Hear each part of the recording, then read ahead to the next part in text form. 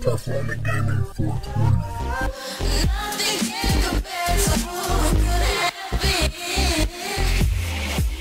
And 32%, this is a moderate Muslim country, probably the most moderate Muslim country, 32% said honor killings of women could actually be justified sometimes. So that's 23.9 million radical Muslims in our moderate ally, Turkey. Morocco, 32.4 million Muslims live there. Just over 3/4 support Sharia law. That's 24.6 million radical Muslims in Morocco. Iraq, 31.1 million Muslims live there. 78% say honor killings of women can sometimes be justified. That amounts to 24.3 million Muslim radicals. Afghanistan, 24 million people. A huge majority, 76%, support at least occasionally, just once in a while, honor killings of women. 99% actually want Sharia to be the law of the land. So it's like a Cuban election over there. 24 million radical Muslims over in Afghanistan. Jordan, smaller Muslim country, 6.4 million Muslims. Right now, Hamas is enjoying like a 60% approval rating. So 3.8 million radical Muslims in Jordan, which is, again, a moderate country. Palestinian areas, right? We're sending literally hundreds of millions of dollars to the Palestinian areas. We are, the American taxpayers.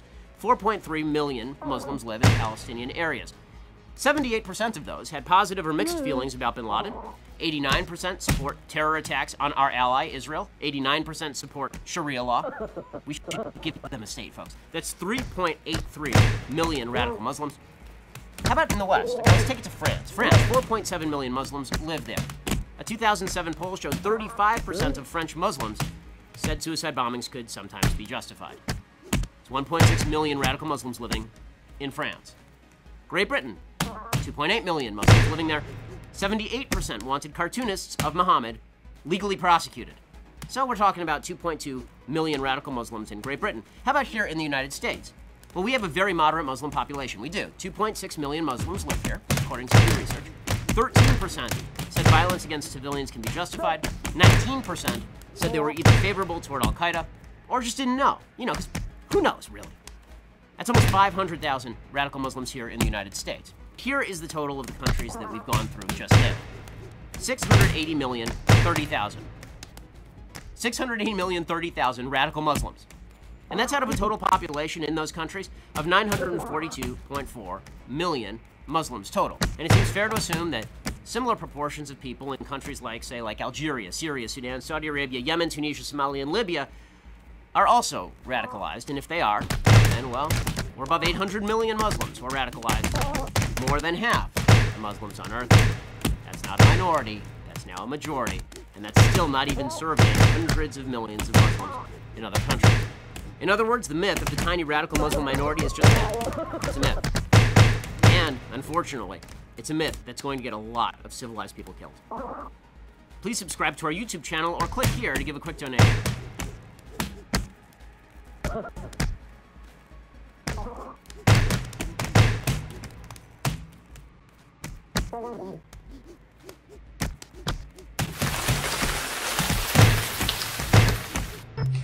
Caitlyn Jenner honored with the Arthur Ashe Courage Award at the ESPYs.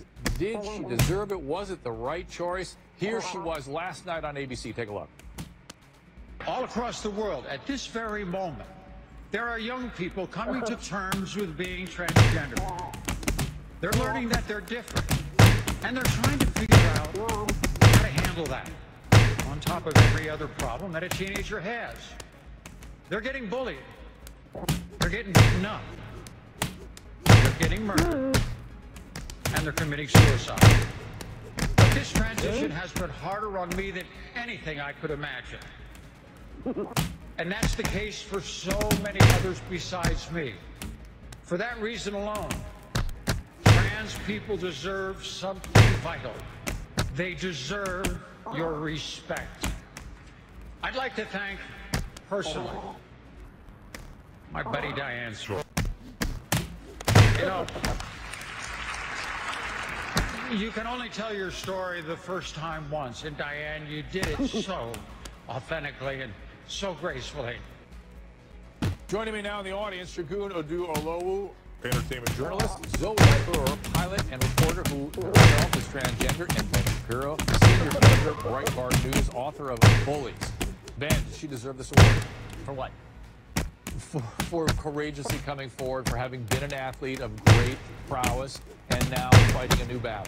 What exactly is the battle? I mean, self-definition is what you do, and my baby's doing it, 18 months old. I wasn't aware that you get a medal for it. Shagun? I think she's a fraud. I thought the message and the messenger were wrong. I was in the audience at the ESPYs, and if you want to talk about courage, she said it herself in her speech that she retreated to her mansion in the hills and was.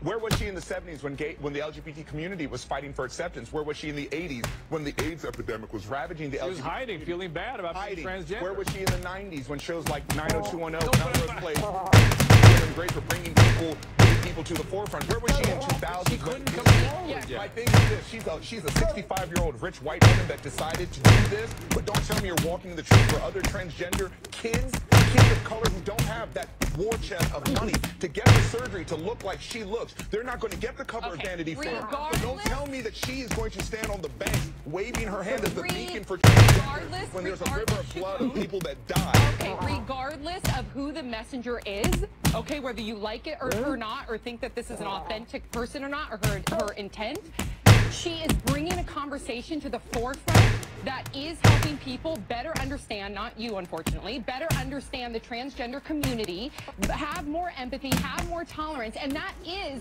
saving lives. Because as she stated, there are so many transgender youths and adults that are victims of violence, that are beat up, that are bullied because of the discrimination. So thank God that now she is mainstreaming it so people can better understand it and have tolerance. Sam, that's dead wrong. Wait, She lives in the most accepting city in the state. Go do that in Alabama. Be a hero. Be a hero. Listen to Zoe. Zoe, go ahead. Good try. You have to bifurcate it. Did she deserve the honor? Probably not.